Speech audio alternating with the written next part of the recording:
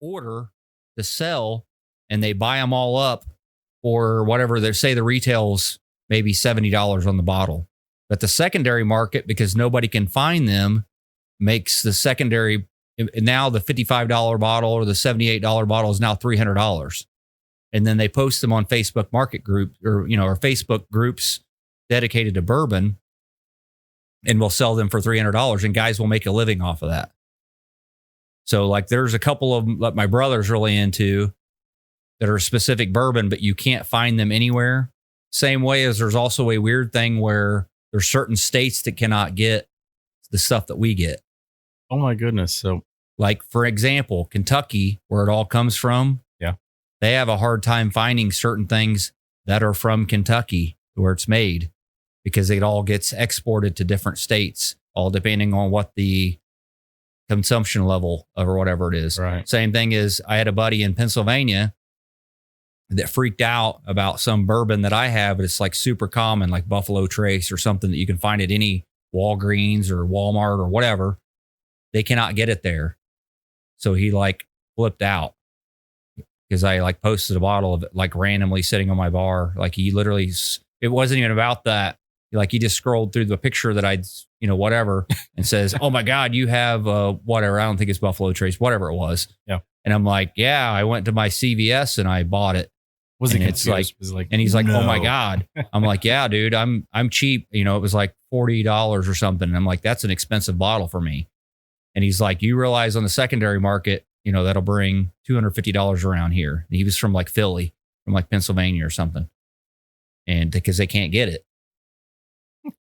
So it's weird. No, that is weird. Actually, it's kind of odd how that happened. And it comes down to, unfortunately, regulation by U.S. government. So, yeah, supply and demand. Like Coors Banquet. Mm-hmm. At one point in time, you could not buy that in Indiana. Yeah. A friend of mine's dad, oh man, sadly, he did pass away. Ooh, forgot all about that. Anyways, he's the first person that introduced me to it.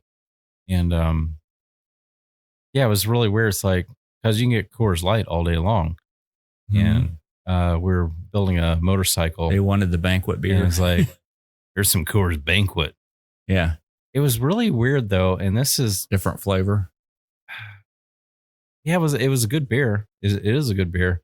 Mm-hmm. The strange thing that happened was when the day after, I'd it's when I still smoked cigarettes and crap. And I was like, I wouldn't know anything about that. The morning cough and all that crap.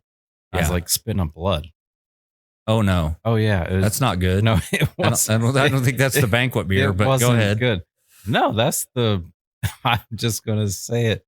That was the banquet beer. That's called tuberculosis, man. Well, maybe, but who knows? Yeah. You're still alive at the moment. Yeah. No, so seriously, dude. Yeah. So like the morning after, I'm like coughing up blood. I was like, So eventually it did go away.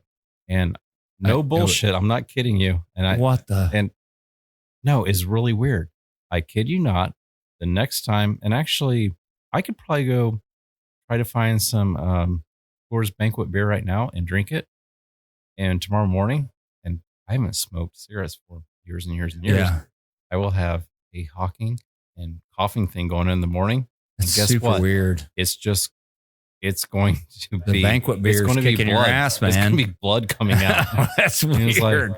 Like, why? That's like an allergic reaction to whatever's in the banquet beer. That's why you can't buy banquet beer in Indiana. It's not because of territories.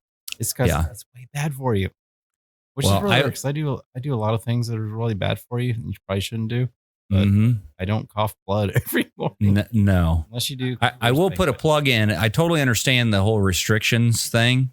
Like a buddy of mine, I'm not going to say his name, but he owns, there's like a co-owner or whatever of 2 Warriors Meaders. He used to be one of my soldiers when I was in the Army.